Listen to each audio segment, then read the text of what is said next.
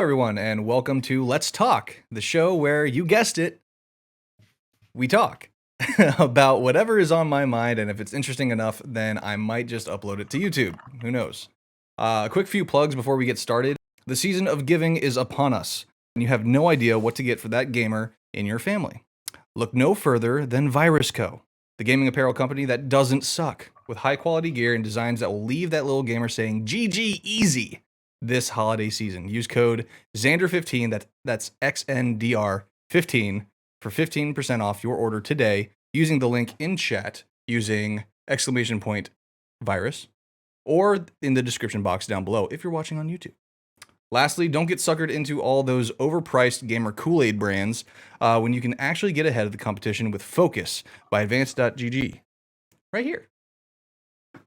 Basically, it is the first clinically proven supplement for esports. Try yours today using the link in chat using !ADV or the link in the description box down below. And don't forget to use code VIRUSCO, that's VYRUSCO, for 10% off at checkout. Yes, I am a sellout. But anyway, that whole time? No, I did not. No, I did not. All one breath. Anyway, tonight I am joined by two absolute queens. The wonderful host of the Let's Get Bitchin podcast, Jenesy Gabrielle. Welcome in, welcome in. Hello. And next up, we got the best makeup artist in the New England area and my personal vocal coach, my lovely wife, Jacqueline Gonzales. What's going on, guys? How you doing? Good. I know you're tired. You're really tired. Even though I took a 2-hour nap. Oh my god, she was just out. It's 9 o'clock. Yeah. That's ridiculous. Yeah, it is. That's why, like, whenever I'm doing stuff like you guys and over at Good Crack, and I'm just like over here just pounding down this advanced GG right here. I'm just like, okay, I gotta stay awake. This guy gets like 4 hours of sleep. Yes, this is true. Oh my gosh, true. that's awful. It's like 6 here, and I'm like, yeah, I'm tired too. I need to go to bed after this.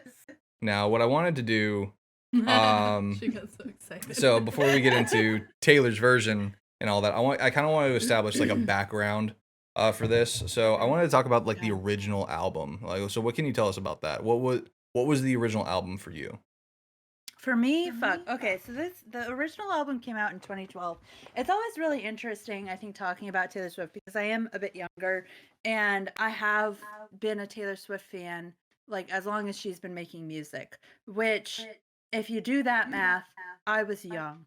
But in 2012 when Red came out, I was in high school. And it's great now because my fiance / wife is 3 years older than me. So like when we talk about like music is like one of the biggest things where this comes up because we talk about like when One Direction was together. And if I had been a One Direction fan, it would be fine. But she was in college because she's 3 years older than me. So it's a little bit embarrassing. But like Red is a big one because she was like, oh, well, yeah, it just didn't really resonate for me. I was in college. I was like, oh, I was in my first year of high school. I was a sophomore and I was an angsty little motherfucker.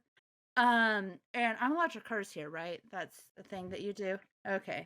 Hell yeah. So Yeah, absolutely. Red for me was like I was just realizing that boys existed. And I remember listening to I think it was Red. I think it was the title track about this like super emo looking dude in my class, and I was like, well, he loved me. Loving him would be Red, and he literally like didn't talk. We like, didn't even talk. And so that's what Red was for me. Red was like yearning. It was like absolutely yearning. And then it took on new meaning for me like once I got to college and like even just like a few years ago. Like every heartbreak I go through, Red takes a new meaning. Like new songs it still from translates. Red. It translates at like honestly like every stage of life. Like when I graduated from college and I moved up to Portland, I went through a really bad breakup. And The Last Time, which is one of the tracks on the album, and not All Too Well. Oh, it's one of the other really sad ones. Treacherous? Not Treacherous, because Treacherous I feel like is kind of upbeat, even though it is like sad, but it's still kind of like a fun sad song. I think that's one of my favorite things about Taylor Swift, but also like Red specifically, is that it is a really sad album. It is a breakup album, but it's also like a new beginnings album, and Okay. it's also like a more like upbeat way to be depressed. I don't know. It's how it That's feels kind to me. of like, that sounds like most of the pop punk songs that I listen to. It sounds like super upbeat, but it actually is like, oh, I wish I never woke up. I'm like, oh, okay. This is I kind almost of do. like her first transition into pop music. This album. Yeah. Because before she was country. Yeah. This She was like had, kind of where she transitioned over, and you know. Yeah. Yeah. Okay. She had the fake country twang before this, and this is where she dropped the country twang but kept the. So when Red released, actually it's a really interesting distinction. When Red released in 2012, it was listed as a country album. When she re-released it this year, it was listed as pop. So 1989 was Taylor Swift's first official pop album, which I'm sure you know is like controversial because people like to have a stick up their bums about like what country is. Which I think is really interesting, because if you look at like what country is and not what you think country should sound like, country is like, in its definition, it's storytelling. And like in a very, like, I think a lot of music tells stories and tells perspectives, but country music has certain tropes that it follows, much like a rom-com. It has like multiple players in a story, and it has a certain frame of looking at things, and Taylor Swift has always been an exceptional storyteller. And I feel like Red as an album tells a very distinct story, and I think that it's, as in her discography, Red and Folklore really stand out in that way, because they both like have a consistent story across the album and not just in each song. Right. Yeah. But the song was I rumors Almost are Do. Red, like about. Well, kind of, and we can get into that, because there are some things that I don't even know if you know. Listen, that guy stole my boy. Okay. Are we gonna say it? Let's just say it. Let's all get on the same page. Okay. All right. 3, 2, 1. Jake George Lopez. So, yes, I think one song in particular on this, well, now two songs, All Too Well and All Too Well 10-minute version, are very much about Jake Gyllenhaal. And there are some other songs in that, but there are some really fun songs on this that are rumored to be about other people. I don't know if you know this, Jackie. Xander, obviously. I'm sorry. I'm just going to assume that you don't know things. That's good. That's a good assumption. That's how we work in our marriage. Fair. Valid. I just learned this, I think, like earlier this year, like in February or something ridiculous, that Holy Ground is rumored to be about Diana Agron. So, if you didn't know, Xander sips his tea. If you didn't know, there is something called Gaylor, which is the theory that, theory. I hate talking about this saying theory. It is the idea that Taylor Swift is possibly not straight. Right. And I don't like saying theory because it makes it seem like being attracted to more than the opposite sex is something like taboo, way out there, and and unknown, and like oh, we're theorizing about Taylor Swift. But Taylor Swift breathes in the direction of a man, and they're like, are they dating? Did she break up with her boyfriend and get with this dude? Like, it doesn't matter. But I mean, Taylor Swift has been seen like at parties making out with Karlie Kloss, like all sorts of things. Holy Ground is a great example because one of the lyrics in it is, And I've loved Holy Ground, and I was so upset this year when someone was like, "Oh well, yeah, that's supposed to be about Diana Agron," and I was so upset because I was like, "How the fuck did I not know that this could have possibly been written about a woman? How have I been sleeping on this?"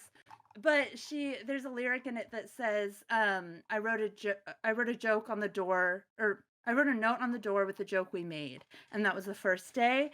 And at Diana Agron's birthday party, she wrote a note in Sharpie on Diana Agron's door with the joke that they made. The plot thickens.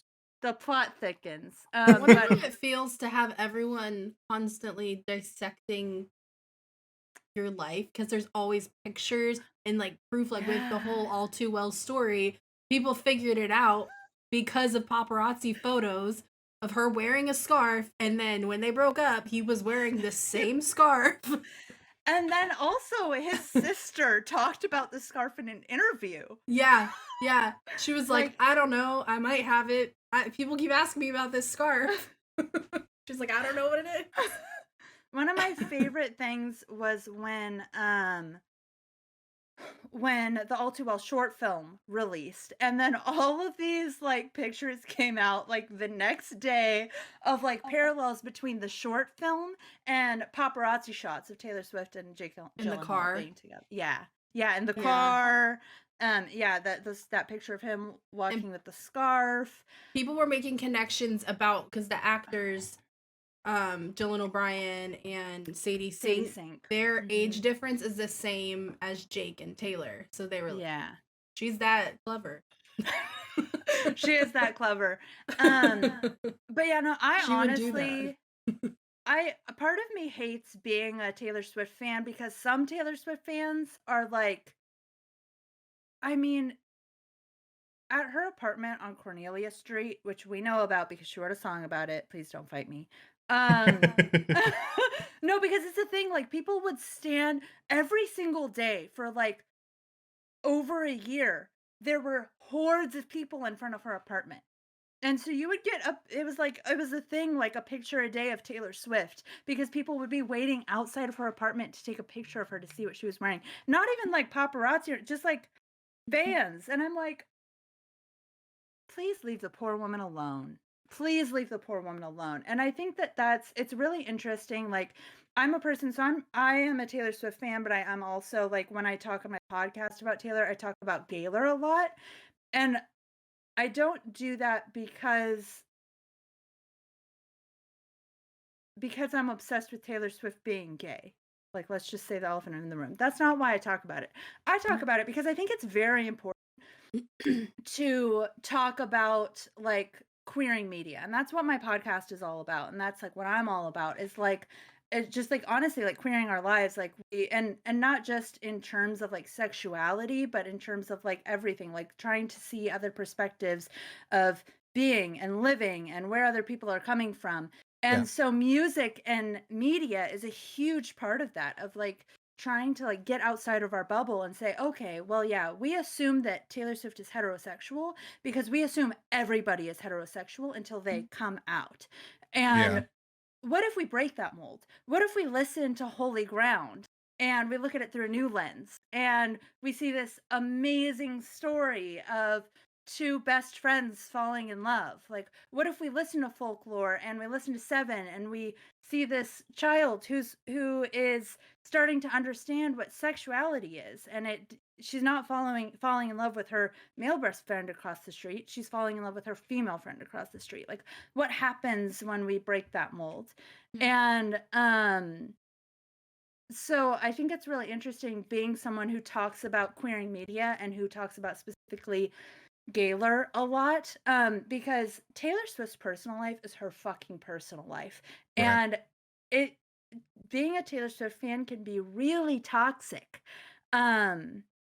because people are so entitled to, I mean, honestly, just creators, like, not even talking like to the level of fame of Taylor Swift, but I mean, we see it online all the time. Content creators, like people getting all sorts of shit for just being people. And so, yeah, I agree with you, Jackie. It's fucked. We've, on that note, we've talked about, about it changing, about the narrative around it changing.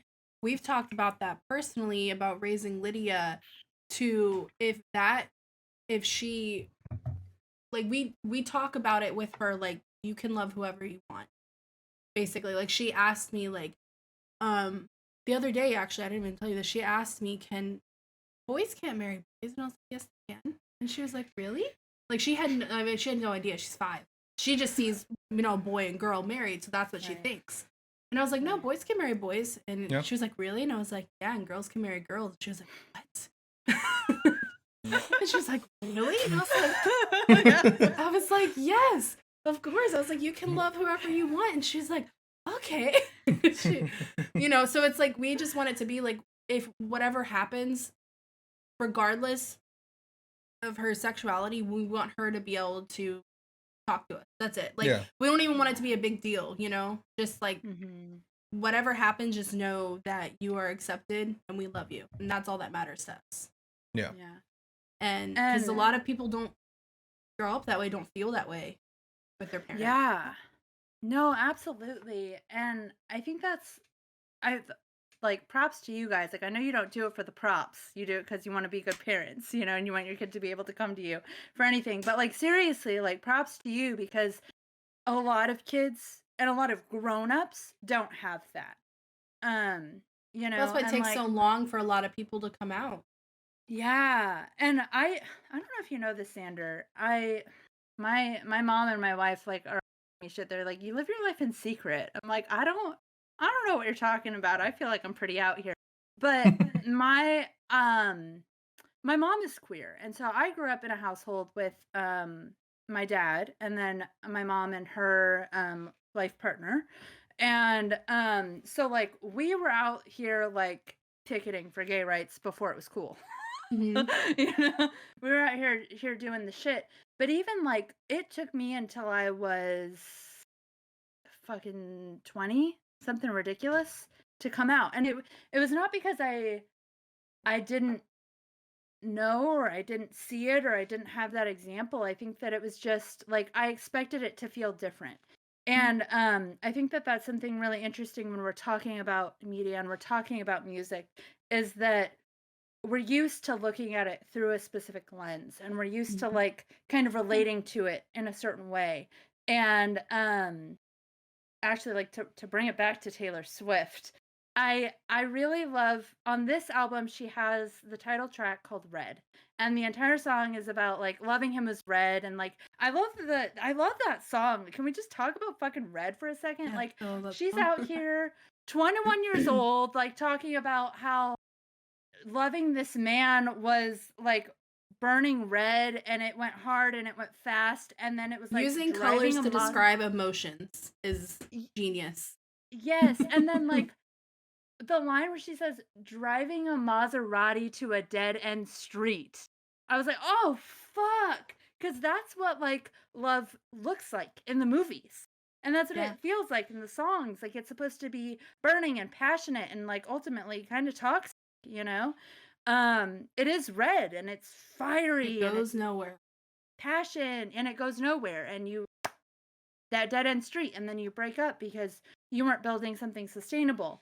And then in her album Lover, she circles back to that, which is, I think that's the really fun part of being a Taylor Swift fan. Like, the awful part is that, like, one, people judge you, and, like, sorry, fuck off. I'm a Taylor Swift fan. I don't know what to tell you. But also, like, other Taylor Swift fans can be, like, really awful. Like, I don't stalk people. Don't stalk celebrities. Don't do it. It's not cute. Like, I don't know what to tell you. And Taylor Swift fans are some of the worst with that shit.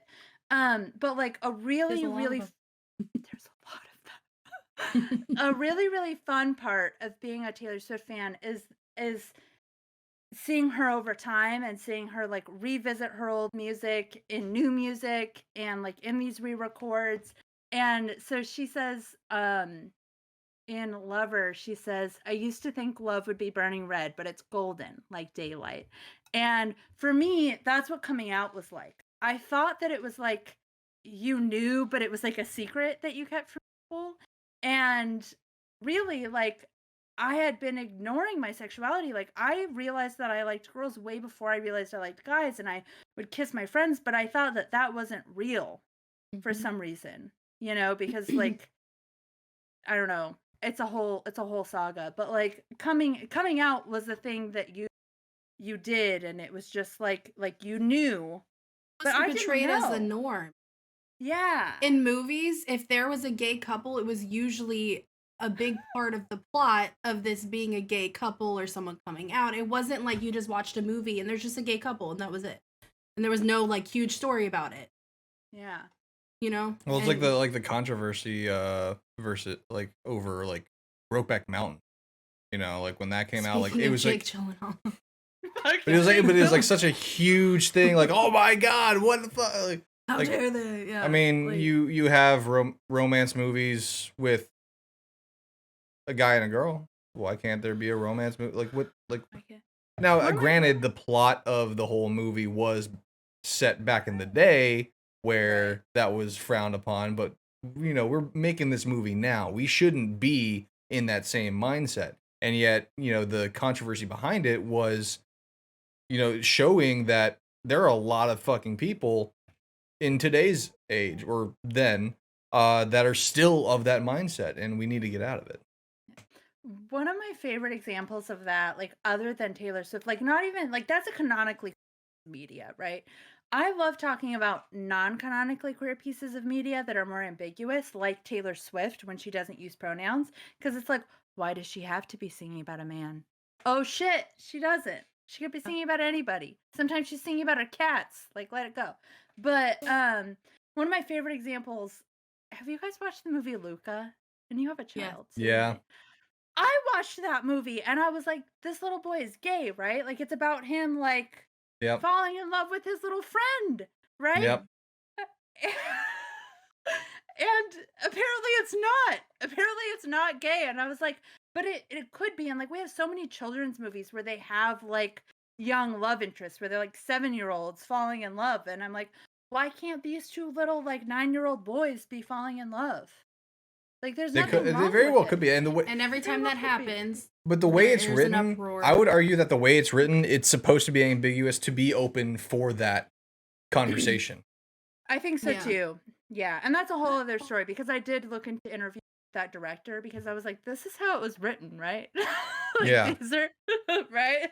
But anywho, to circle it back to Taylor Swift, this album, the Red album, and I think that her discography as a whole does this really well, but it really does grow with you in a lot of ways. I mean, we've seen it on her earlier albums with things like Never Grow Up. I mean, that was a song that she wrote. Never Grow Up was a song that she wrote, I think, when she was starting to grow up. And she was like, she wanted to hold on to that innocence. And now, like, and I held on to that song as a teenager and was like, I don't want to grow up. I'm scared of being an adult. And now we're like sitting here, like singing that to our niece and nephew, like, like she just does a wonderful job of like writing music that is, I mean, it is storytelling and it's very palpable and it's very human. She writes about the human experience, and Red was something when her music really took a turn, not just for the pop side, but for she started writing like truly from the heart. Like you could tell that she like really went through a heartbreak and she really started to understand what love was. And that whole album just like seeps out. Like it's a joke of like there's a certain brand of like we talk about like emo a lot in terms of like emo music and like screamo and all of that stuff. There's a whole brand. Yeah, I've been there. Trust me. Honestly, 15 was a 15 was a really weird time for me because like last time we when we started, you and I, Xander, we started chatting about Taylor Swift and you were like, have you really been listening to Taylor Swift since she started releasing music like 15 years ago? I was like, yes, but I was also listening to like My Chemical Romance.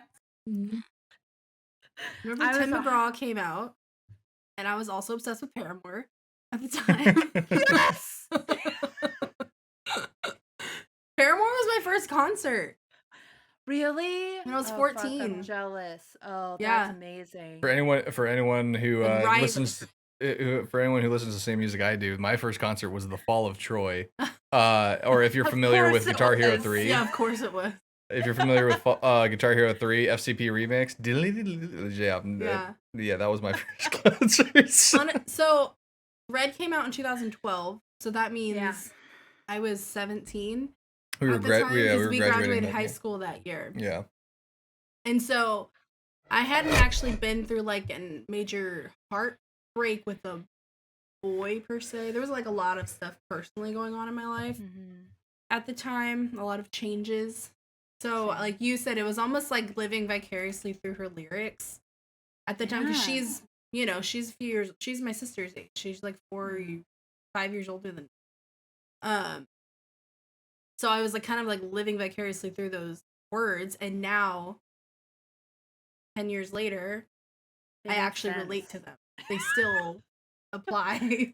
They apply more than they ever did for me. And like I was thinking about like the whole Red song, not to put too much out there, but you know, beginning of our marriage, we were young. It was rough. There were some rough times. You know, we were really young.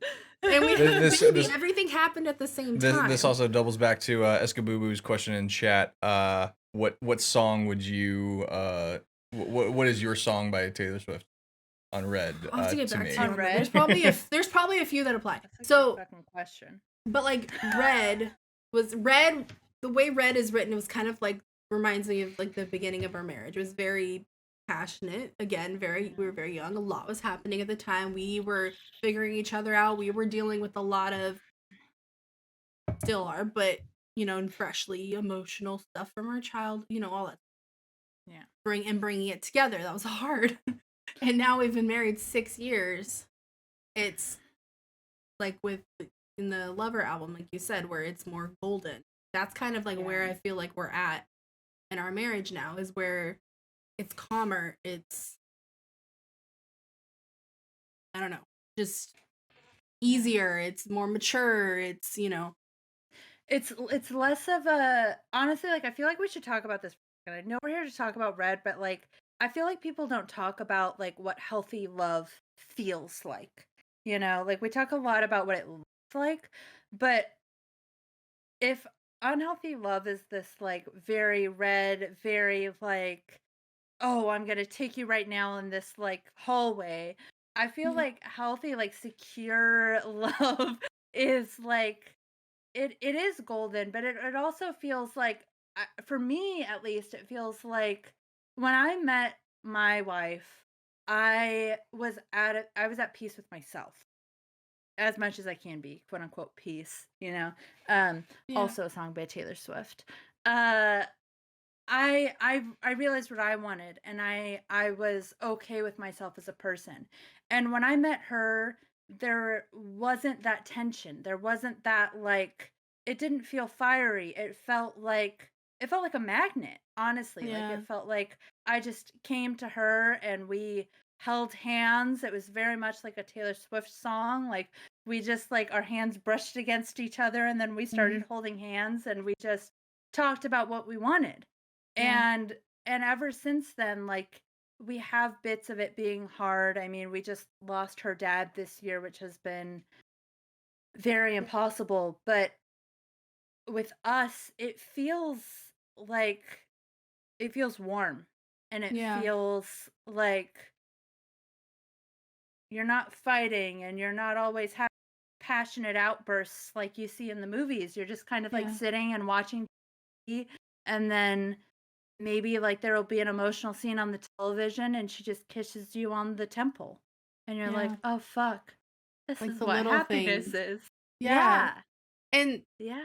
And one of the main things I think we've learned is that happy medium. So it's like, you know how it is in the movies, either it's passionate and I think I guess the main thing we learned is like, you can be happy and still argue and still disagree, but the difference is that we learn how to argue, right? It's not, we try not to be mean or vicious or, you know, how kids can be at the time. Vindictive. Yeah, exactly. Inflammatory. Spiteful, and we're actually now trying to find a resolution Mm-hmm. for this argument and not, Yeah. you know, and if we do, the main thing that we learned is apologizing. Yeah.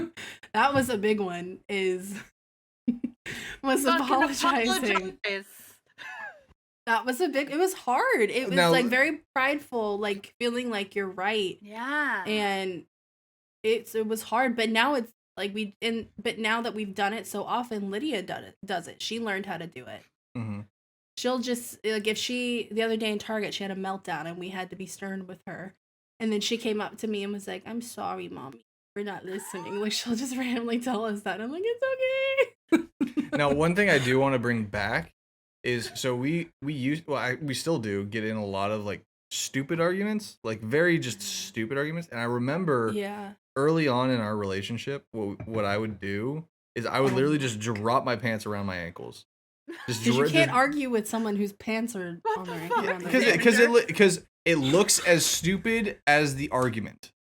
It's putting a visual to the argument, essentially. That was my mindset. Now You stopped doing that. Yeah, I stopped doing that for some reason. I think it's because Lydia is still running around, and she'd probably be like, "What's going on here?" But still, like, that's a whole other conversation about teaching them. But I would argue that is a good tactic for especially couples that don't have a kid running around. Yeah. Just like if you guys are like fighting over something stupid, like, oh, you left your socks like outside of the dirty laundry hamper again, and you're going back and forth, and then you get that inkling that someone's gonna bring up some past shit that has nothing to do with the argument.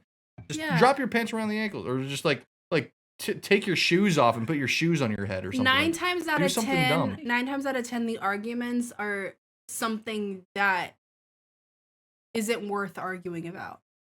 Most of the time, you know, unless it's something, you know, very important we need to talk about. Usually now we tend not to argue about it. We tend to actually sit down and try and talk and actually like understand what each other wants and is saying. And sometimes, like, you know, the whole statement of "you never go to bed mad," I kind of think that's stupid, because sometimes you're not ready to resolve a fight and you need time.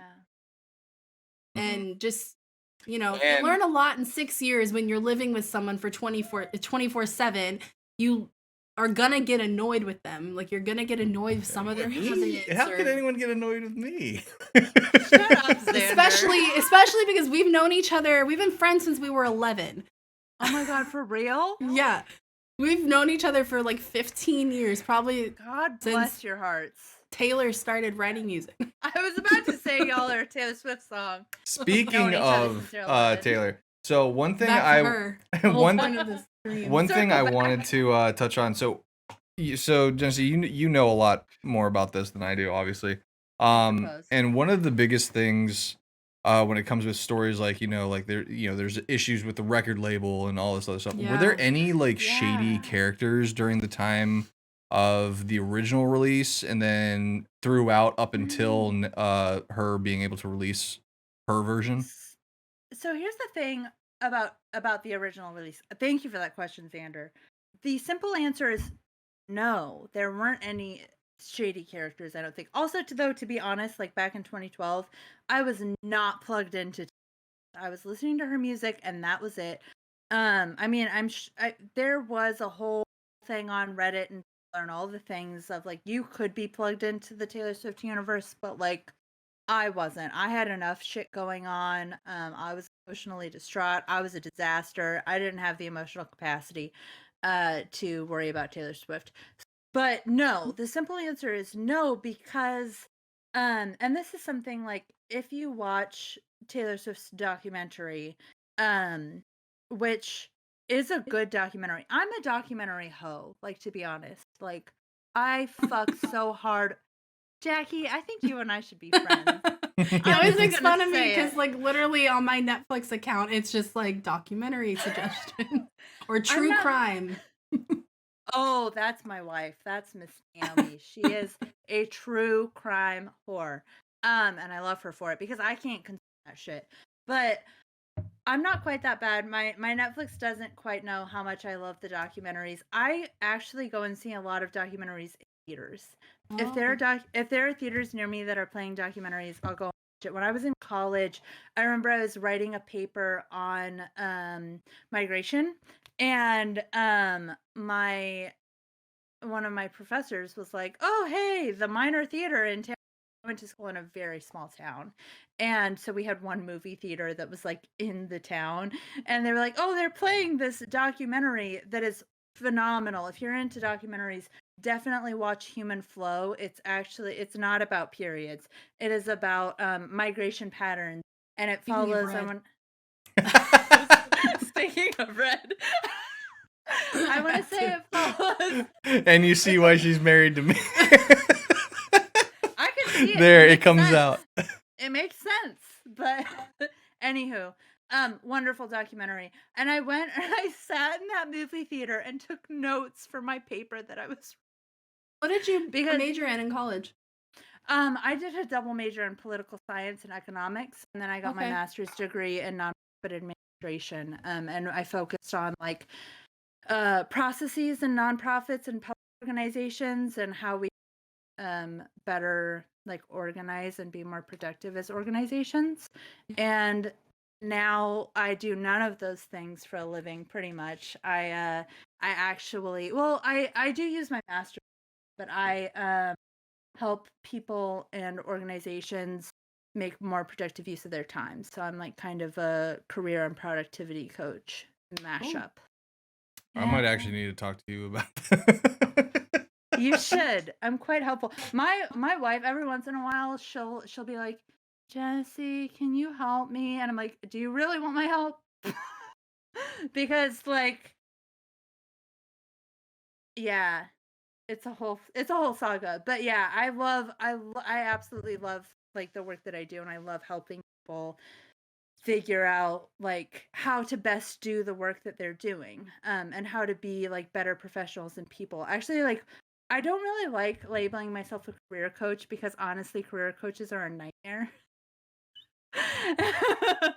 And I really work with people to like be full humans and be full professionals. So like how can we find that work-life balance? How can we make sure that you're being a productive human and you're getting the things that you want to get done in a day, but you're also like working on you? And honestly, most of the time people come to me and they're like, "I'm so unproductive." And I'm like, "Honey, give yourself a break. Like you're not doing anything that you enjoy in your like you like to On cook. top of having a kid makes it like It's fucking unbearable. hard. No, it Yeah. is fucking hard. And that's like I love my job because I get to sit with people who have kids or don't have kids or have partners or don't have partners or like whatever they're doing, they have a full-time job and a side gig, whatever it is. Like I get to sit with people and really like parse those things out and be like, um, you can make time for yourself and your career and your family. It's just a kind of a question of how and how do you that. I think people Which underestimate how important it is to take care of yourself and take time for yourself, like legitimate time where you are not working or trying to work on something or trying to finish something, or you know what I mean? Take time. Sleep is important. I love how Yourself. this Taylor Swift episode just turned into like a couple's roast and like it's Literally. so Yeah, appropriate. it's just like the intervention of Xander. So to bring it back to Taylor Swift, Yeah. when Sorry. the album originally came out, she was being marketed as like the good girl, and she agreed with a lot of people, and honestly like in a lot of ways I don't think she was being herself. And that is something that is so unique about the re-releases, is that not only is she the most important thing about the re-releases is that Taylor Swift is going to be able to own her music. She's going to be able to own her masters, which is a huge fucking deal. Not just that, but she's also getting to release music that she didn't get to release for different reasons on the original album. Some of that was the vault tracks. Woo! We love the vault tracks. some of that is because it wasn't the right fit for the album, or maybe it was. I mean, this album, Red Taylor's version, is 2 hours and 10 minutes long. There's like 30 songs on it. There are exactly 30 songs on it. Back in 2012, this was her 4th studio album, I believe. She was, or maybe third, somewhere around there. She was, no, it's her 4th. She had Taylor Swift, Fearless, Speak Now, and then Red. Yeah, 4th. And then she had 1989 and Reputation. And that was her contract. Yeah. Honestly, slept on. That Speak Now has fucking Dear John on it. And I am so about Taylor Swift coming after these men for the second time around. I'm so about it. Oh. Yeah, she actually legit. I mean, she like mentioned names in her first album, Drew, but then Dear John was like actually calling him out, saying like, "Hey, I'm 19 years old. Why are you messing? Why the fuck?" And so let's circle back to the comment about Jake Gyllenhaal. Xander, I really appreciate you saying that you still stand Jake Gyllenhaal, because I think that there is something to be said for calling men out, and calling people out. Like, not just men. Like, let's not pretend that men are the only issue here. There are a lot of fucking issues going on in our world today, and men are not the only issue.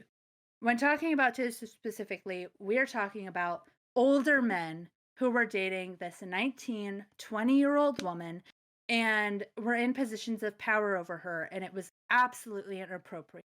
There are larger conversations going on around that.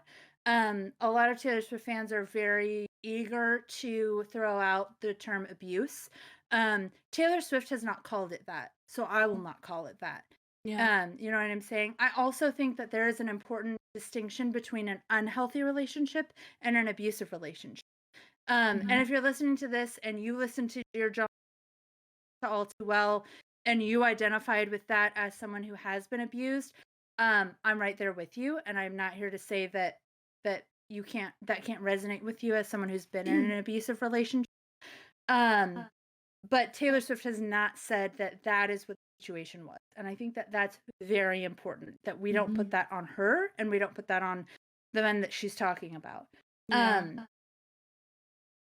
It's also, and in that, it is possible for something to be unhealthy and to be manipulative, and for there to be a poor distribution of power in the relationships, which I think is clearly evident, especially with the case of John Mayer. He was like, what, like 30? And she was 19? Yeah. It was bad. It was really bad. And that, I think it's also really interesting to look at something like John Mayer, because John Mayer has gone into interviews and said that he was hurt by Taylor Swift's music about him. And you know what, John Mayer? Fuck you. I'm sorry, but literally no one gives a shit. And then he does that, but on the other side of the coin talks about Jessica Simpson and his sex life with her. Also, in the way that there is a big distinction between John Mayer and Jake Gyllenhaal. Like, John Mayer is like, I think at this point we can all agree it was bad time. That's just not good. But at the same time, I think there's something to be said for, we put a lot of like our own shit on famous people, and we put a lot of stake into them because we fund their careers, or because we look up to them, or we identify with their music, or whatever it is, or their films, or whatever it is. They're still just fucking people, and they fuck up. And I think Jake Gyllenhaal is a great example of that. Like, and Taylor Swift. Taylor Swift has gotten a lot of flack over the years, and Taylor Swift fans have also gotten a lot of flack for liking Swift. It's one of my favorite examples of this is I know someone who every single time I see this person, he says I make just like quotes to Taylor Swift like all the time. I don't even try, it just happens. I frequently say in the name of our Lord and Savior Taylor Swift, for no goddamn reason. And if I see anything like that around him, he'll be like, "Oh, I hate Taylor Swift," and then he like goes right into how much he likes Kanye West.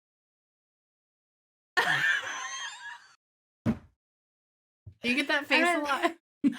I get, yeah, that What? face. That face is the correct response, y'all. And I think it's very interesting because I don't think there's anything inherently wrong with liking Kanye West. I think that I says a also lot about that person. Yeah. it says a lot about that person. But also, to be honest with you, like I have a lot of love in my heart for Kanye West as a person who I am also diagnosed with bipolar disorder. And a lot of the things that he gets flack for are very, very strong symptoms of bipolar disorder. He's So never I come have out saying that, right? Yeah. Um, there have been public statements about him having bipolar disorder. I don't know if that's from his press team or from Yeah. the Kardashians. I don't follow him very closely, but I know that it Yeah. is a fact that he has bipolar disorder. I Okay. want to say he's talked about it, Okay. but I mean, it makes and sense. Yeah. That would make me respect him a little bit more if he actually did come forward and talk about that kind of stuff. Yeah. so one of the things about having bipolar disorder is that we cycle, right? That's one of the big things about bipolar disorder is that we go through cycles of depression and mania. So we have very, very Right. highs and very, very, and especially in the very, very highs, we can lose track of ourselves and what we're saying. I mean, there are big chunks of my life that I've forgotten because I was cycling in a certain way. And And some are more extreme than the other. Like others. and There's levels. yes, yeah, and it differs for each person. It differs depending on which type you have. I don't know what type Kanye West is diagnosed with, obviously, because I'm not Kanye West. I'm diagnosed with type 2 bipolar, so that is characterized by depressive episodes rather than manic episodes. My manic episode cap at 7 days. They can't go longer than that. Whereas type 1 bipolar is characterized by manic episodes, so they tend to have longer manic episodes and shorter episodes. A lot of times, like losing reality and like some people hallucinate, and we have a very close friend to me. He knows her as well, but went through a traumatic incident. They lost their sibling very young in a car accident, and he was diagnosed shortly after with bipolar disorder and was starting to have manic episodes saying like these people are out to get him, or these flowers are poisoned, or just like really sad things that he's completely out of touch with reality. And it came on, I think that it was triggered by the loss of his brother. Right. And we also have Hood Ramsey in chat right here. He says Kanye is literally surrounded by a lot of yes people, and having bipolar disorder combined with that, I've noticed, is not a good combo. I'm saying that because I too have type 2. Yeah. Hi, friend. Hi, Hood Ramsey. You've been in the Kraken chat, haven't you? I feel like you haven't. That's Josh. You're in he's on our Instagram. I was just chatting with him. Hi. Hi, friend. Yeah, no, that absolutely. I mean, it's a lot, and I think that that's something I get very frustrated with how people treat famous people. I get very frustrated with cancel culture. Not because I don't think that people should be held accountable to their actions, because I think that they should, and I think that especially around their politics, people should absolutely be held accountable. I have a really hard time still supporting Harry Potter. Like, I have a hard time buying like Harry Potter Lego sets, which I love because it's a very important value to me to protect trans lives, and that is something that J.K. Rowling stands firmly against and puts her money and resources against. That's why I haven't really cared to look for my copy of Deathly Hallows. I have everything else over here, but I like when I heard about that, I'm like, you know what, Deathly Hallows, go fuck itself. We have an extra copy. I'll take it off your hands if I'm ever in the Portland area. Yeah, Which hopefully will be sometime next year. We'll see. For real? We'll Oh see. shit. I've been talking with Ernell and Devin and stuff like that, and if we can make it happen to where maybe me and Jackie can come fly up over there and like spend like a weekend with you guys, something like that. Let me know because I will block out my whole calendar. But anywho, like what I think that it's really interesting, like especially because Kanye West do have a whole history. Like when we're talking about these artists and we're talking about celebrities, they are people. And we forget that a lot of time. And I think that gets lost in translation. Taylor Swift lyric. So, well, connecting Kanye West to Taylor Swift, that whole incident at the VMAs, Yeah. his outburst about her winning the award and the song that she wrote about it, I think she could have easily just tried to tear him down, but the song she wrote was almost empathetic for him. Yeah. And like what he's been through and losing his mom and all these things, you know. But then it kept going and brought, you know, Kim Kardashian into it, and then she had to tell him off. Yeah. Yeah, it's a whole saga. But that's Yeah. I think that that's something really interesting about seeing this album is we saw her when she was a lot. She was censored by her record label, her agents, her father. Fucking Taylor Swift's dad pisses me off. All I had to see was that little clip in Miss Americana, and I was he was basically telling her to not state her political opinion because he didn't want her to have backlash, basically, and she was like, I need to be on the right side of history. Yeah. Like, I need people to know where What is it with the dads in the music industry? Like, you know, we got Britney Spears, we got Taylor Swift now. Like, what? Okay, he's not Britney Spears' dad, but I'm just saying. I'm just saying. Like, they listen. But I think he's just a concerned father. All I'm saying, as a father, I will say you are not the fucking talent. Your kid is. Okay, you do what they say. Your kid is, and I think that that's, you know, there's a lot there, but that isn't quite the point. So like looking at that side of it versus when it comes out now is really interesting because she's allowed to curse in her music. Taylor Swift is so fascinating now because Taylor Swift is one of those artists like similar. I think honestly, like she and Beyonce are the two that I can think of who can do whatever the fuck they want, and we'll listen to it, we'll watch it, we'll be here for it. Like not many people get to that point in their career where they still want to put out things and put up with us. Because let's be honest, fans are exhausting. We're exhausting. And I'm sure that Taylor Swift, she is so dedicated not just to like her music and owning it, but also to her fans. Like her fans are a very important part of the re-release. And if you watch like any of the interviews that she did with the re-release Red, she talks about her fans a lot and she talks about her relationship with us, which honestly makes me feel very included. Having followed this artist for like 15 years, I'm like, thank you for recognizing me, Taylor Swift. Thank you for realizing that we are out here like spinning all these crazy theories and all this shit. And apparently Taylor Swift is watching us, so that's not interesting. Well, that's why All Too Well it became what it became was because of the fans. It wasn't a single.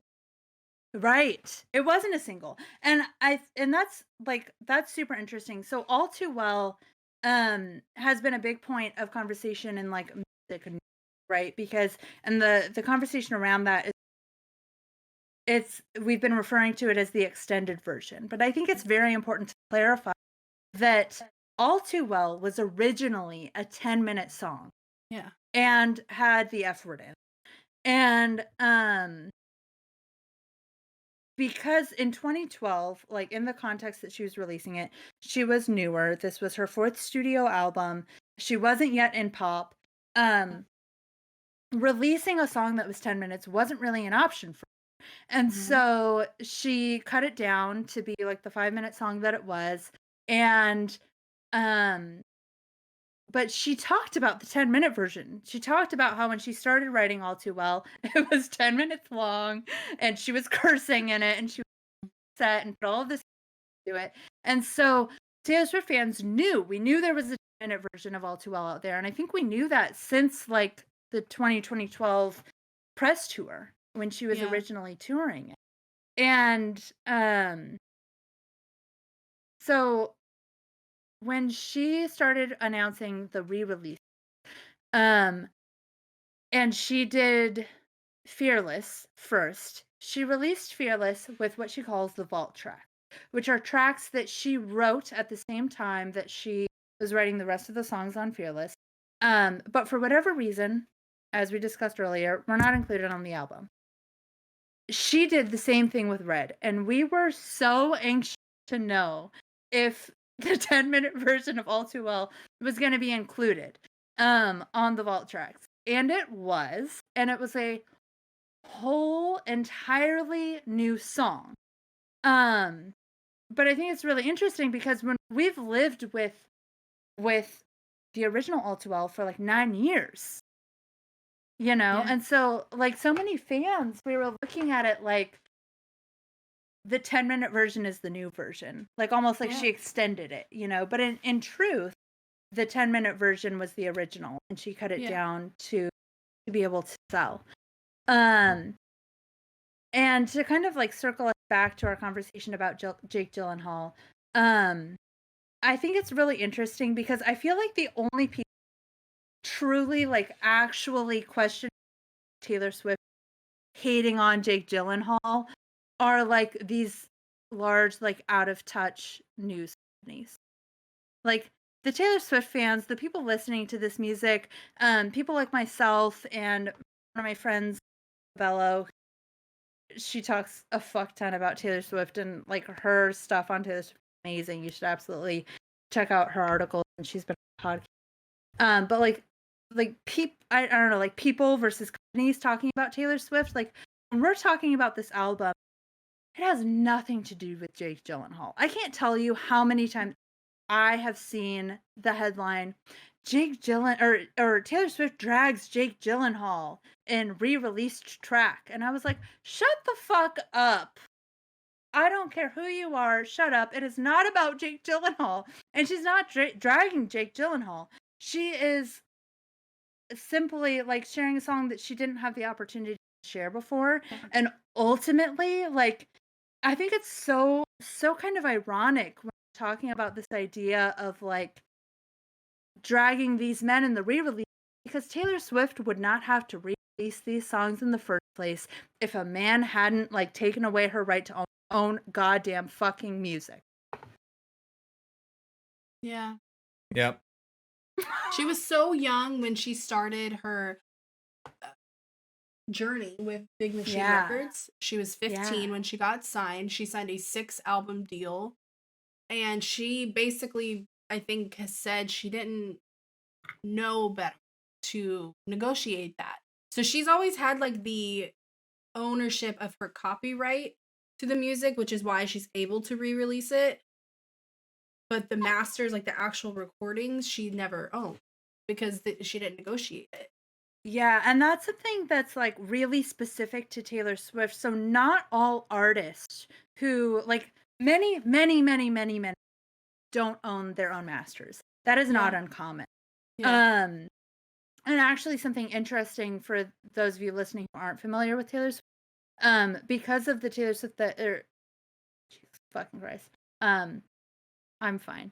Because of the position that Taylor Swift put in, like in terms of not being able to own her own music, she has spent a lot of time and resources advocating for younger artists to own their music and to have a stake in their music and how it's created and what happens after it's released. But like when what you're talking about, Jackie, is like it's so on point because like when she started out, I don't even think that a lot of artists sign on for contracts like that and they don't even think that they're going to make 6 studio albums. Because Right. just because you're signed on for that contract, you're not guaranteed that they're actually going to make that. You know what I mean? Whereas Taylor Swift like showed up and she's like, oh fuck this, and like I don't even know, it was something ridiculous, like 6 or 7 years she put out 6 studio albums and then switched record labels. And Yeah. She finished with the album deal, and she had been basically begging Scott Borchetta, I think his name is, like, please give me the opportunity to buy my masters, and he was a sneaky little bitch. Yeah, And just so sold him right out from under her. Didn't even give her a chance. when the sale of Big Machine Records happened, it was a much bigger deal, and I feel like it was in pretty large conversation. But for those that don't know, Taylor Swift was told a few days before the deal was finalized that her masters were not up for sale. Big Machine Records was up for sale. So the entire company was up for sale, and they just so happened to own her records. So whoever bought the company bought the masters of Taylor Swift's first 6 studio album. And that, of course, went to what is it, Scott Disick? That's not right. Scooter Braun. Jeez, I don't even know who Scott Disick is. Jesus Christ. Names are not my strong point. I know that's a famous person, but I can't even place them right now.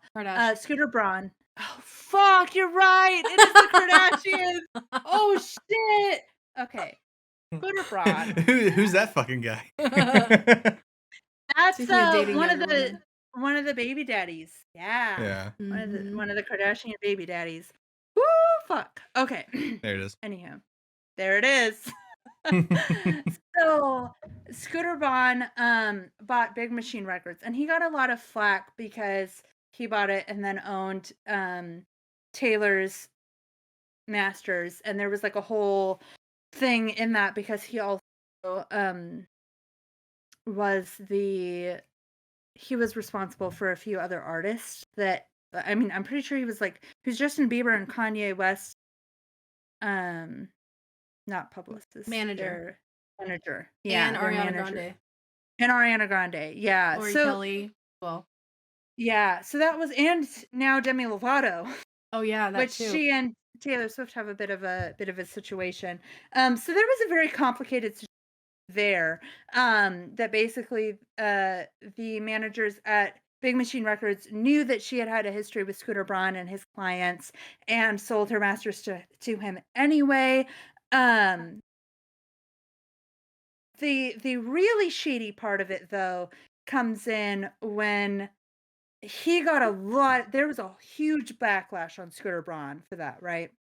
Because Taylor Swift wasn't even given an opportunity to buy her masters. Also, like, for a singer, Taylor Swift is ridiculously loaded. Like, if she was given the opportunity to buy her masters, she would buy her masters for a ridiculous amount of money. Mm-hmm. And instead of doing that, you know what Scooter Braun did when he got huge backlash for buying Big Machine Records and Taylor Swift masters on top of that? He sold them to someone else and tried to do it on the down low. They didn't release a statement or anything on it. He sold them, but you can't just do that with Taylor Swift fans. Taylor Swift fans, I'm telling you, are some of the most wild people on the fucking internet. Taylor Swift fans and Harry Styles fans are dangerous. We are dangerous fucking people. And they found it. They found the sale of Taylor Swift masters, and it was a whole saga. And I heard recently that Scooter Braun is trying to sue someone because of the money that Taylor Swift is making off of the re-records. But she owns the copyright. So that's something that's really interesting. I started this earlier, but to be honest, it's late and I've had a bit of an adult beverage. So here we are. Something that sets Taylor Swift's situation apart from others, because her not owning her masters is not unique. What is unique is the fact that she wrote at least part of every single one of her songs that has been on every single one of her albums. That, my folks, does not fucking happen. Most people buy their songs from other artists. They're written by other people. Maybe they'll be a partial writer on some of the songs. But Taylor Swift is incredibly unique in the fact that she has entirely, or at least partially, written every single song on her entire fucking discography. Yeah. I mean, what the fuck? I don't have that kind of energy. Who has that kind of energy? Not only I is Taylor Swift out here writing all of her songs, but she's putting up with these men who won't let her use her own music. She's putting up with these men that she dates and say stupid ass shit in interviews about her writing songs about them. This what she's what's sad to me about the whole Big Machine Records thing is that she essentially grew up with them. You know, she was only yeah. 15 and he did this to her. And I just looked it up. Scooter Braun sold it again in late 2020, so not even that long ago, to Shamrock Holdings, and it said it's rumored to be sold for $300 million is how much he sold it to them for her masters. Insane. Scooter Braun had absolutely no part in the process of making Taylor Swift's music, writing it, producing it, nothing. But he gets the entirety of $300 million. And the word, like, one of the really bad parts of that is that $300 million for someone who owns an entire record label isn't even that much money. It says here that Shamrock Holdings, they were going to do a deal with her, but she found out that under their terms, Scooter would still profit off of her masters, so she was like, nope, I'm out. If it has anything to do with him, I'm not doing it. Yeah. So that's why she was like, okay, I'm going to re-record. Yeah. And the only reason that she has the right to record is because she wrote all of her music. I mean, it's wild. And so that's like going back to the kind of relevance of like what are the re-records and why are they important and why are we listening to them over the original recordings, is because of that. It's because it really goes back to the fact that, or the belief that artists should have the right to own their own music. And I do know people who are big Taylor Swift fans who listen to the re-records, but they aren't going to replace the original discography with the re-records. I personally am in the camp of, with a few exceptions, I'll be exclusively listening to the especially because the re-records have these vault tracks, which I think are a lot of fun.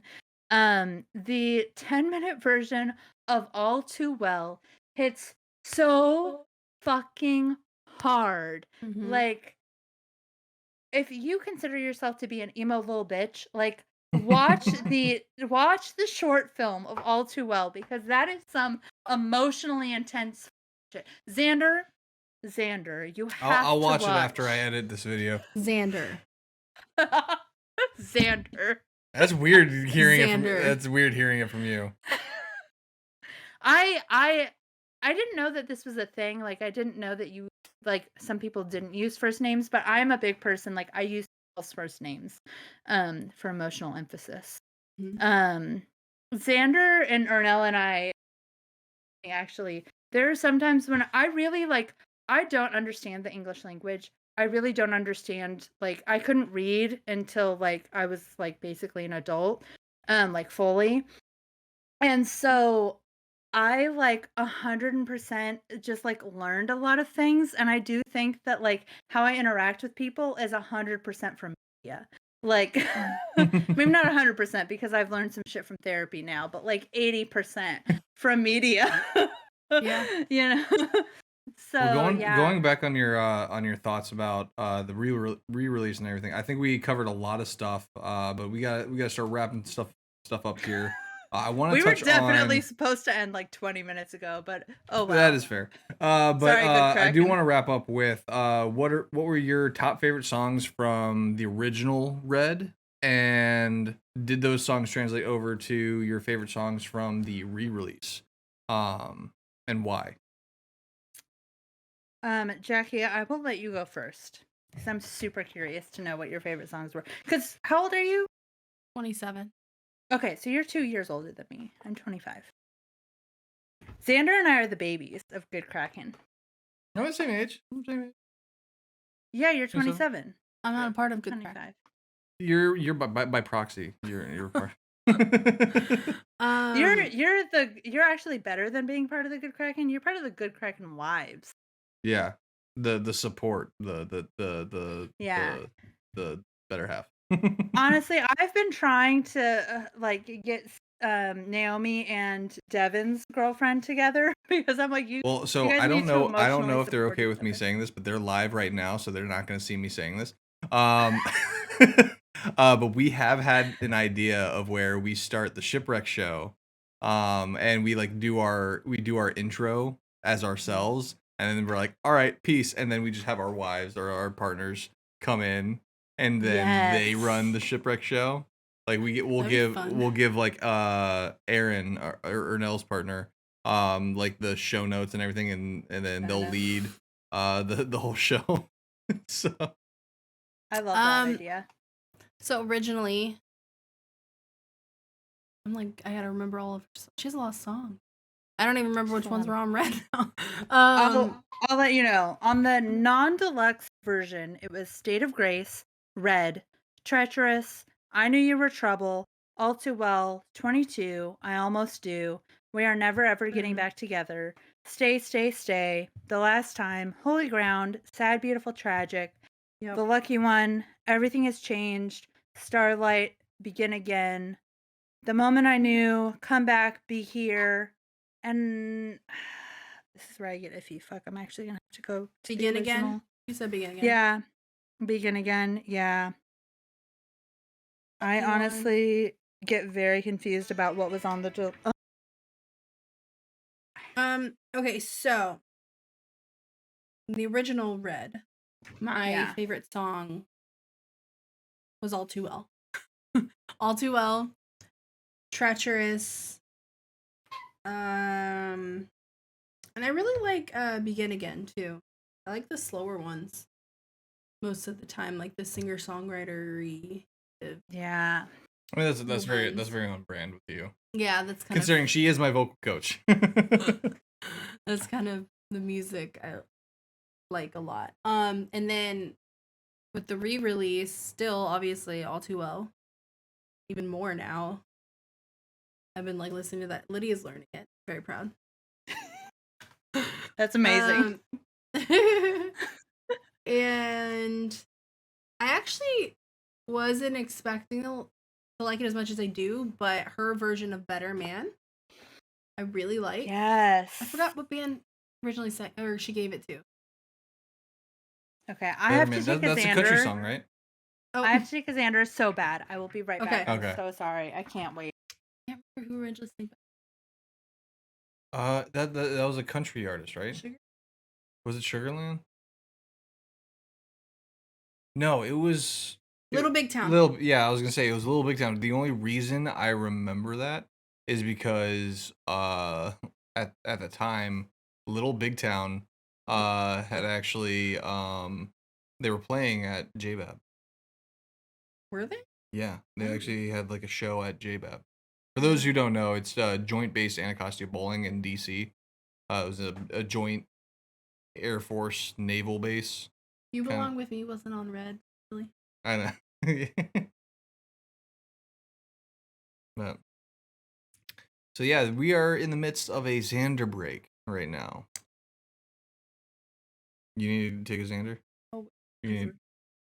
I haven't heard of Little Big Town in so long. Ooh. Yeah, it's been a while since I've heard anything from Little Big Town. Yeah, it was honestly. Little Big Town who she gave Better Man to. I believe so, yeah. Yeah, and then Sugartown, right? Sugarland. Sugarland got the other one, yeah. I love Sugar. Babe, I think it's what that song's called. Oh, yeah. Babe, oh, yeah. You heard that? Probably not. It's on this album. Oh, how? So Jenesy. Yeah. How about you? Okay. What were your favorites from the original, and did those translate over to the re-release? My favorites from the original, I have two answers because one of them was like closer to when it actually came out. So like my favorites were probably Red and Treacherous, with that idea of like what love would feel like was really big then. And then I went through a really big breakup after I graduated college. And the big ones for that were All Too Well. That's always been a favorite. I loved All Too Well.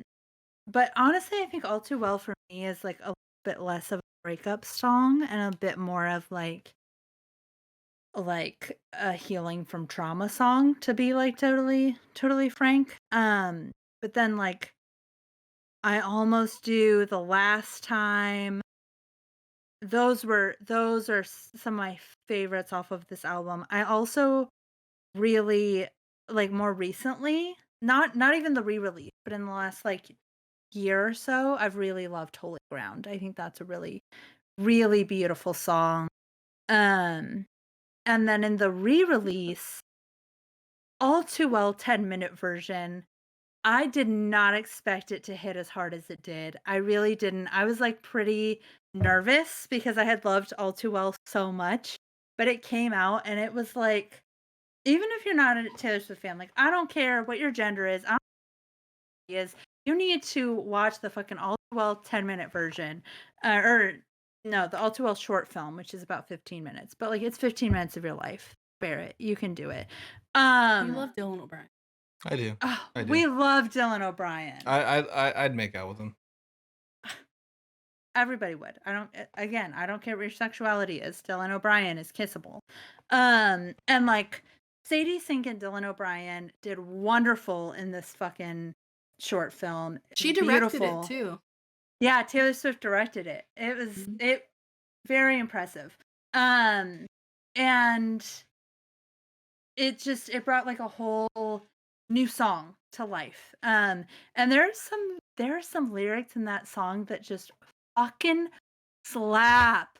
Like, so we were talking about how it's like where she's finally cussing and all that stuff and able to release it. So like the first part of the song is like the normal original All Too Well. And then where it switches is when she first cusses, where she's like, fuck the patriarchy. Like that part. That's like the part that where it starts to change and it comes into the 10-minute version. Yeah. Okay. Which was, we were all so excited to hear where the was. And like every Taylor Swift fan on the face of the planet was like, it's going to be Until You Fucked It All Up. Right? We thought, so the original lyric was this thing was a masterpiece until you tore it all up. And we thought it was going to be Until You Fucked It All Up because we were all sitting here like, you fucked it up. Yeah.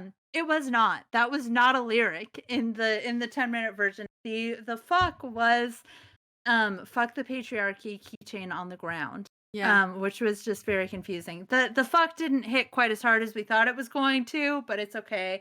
You know what did hit? I was never good at telling jokes, but the punchline goes, I get older, but your lovers stay my age. Talking, and it's so funny because he's like 40 and his girlfriend's 25. His girlfriend is 20 fucking, his girlfriend is my age. That's horrifying. I was like, I mean, you know, big fan of Jake Gyllenhaal's movies, but Jesus fucking Christ, Jake Gyllenhaal, you're 40 years old. Please date someone your own age. For the love of God. As much as I do love Jake Gyllenhaal as an actor, I would agree on that. Just date someone your age. Fuck. Yeah. Like, yeah. bro. Just date someone your age. I'm married to someone my age. Like, yeah. Look, it's working great. It's working. It's great. It's great.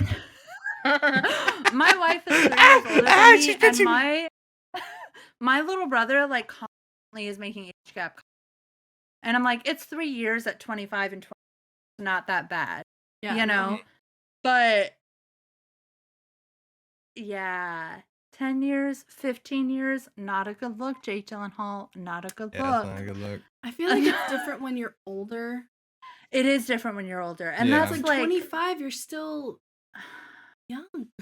You're still young. Yeah, if I was dating someone right now who was 35, that would be concerning because we're at very different points in life.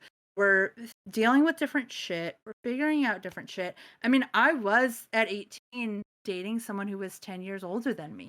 Like, exactly. Mm-hmm. And I think it's really interesting, like, looking at, like, your first questions, like, what was the narrative of the album out versus now? I think the biggest difference is how Taylor is approaching it. Because something that's really interesting when Taylor Swift was dating these men, she was one of the first people to defend them.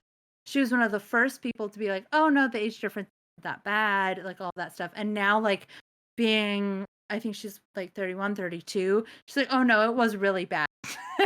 and I felt like I had to defend them because I was also defending me and my Right. choices. She turned You know? 21 when she was dating him. That's like a lyric in the song. Yeah. All Too Well is it's supposed to be fun turning 21, and it's because he missed her 21st birthday. Because he's not. Oh, okay, one of my favorite things though was there was this interview where Jake Gyllenhaal talked about not liking birthdays, and a fan took that and was like, yeah, we Nice. fucking know Jake Gyllenhaal with the lyric Oh my god. All right. because Well, he missed her birthday. well. On And he that knows. note, on that note, 30 with Jake, minutes over. with Sorry. Jake Gyllenhaal. You should have known, man. You should have known it was going to be longer than an hour. Yeah, no, I figured. You should have known. But, You should have gone home. You should have thought twice before you let it all go.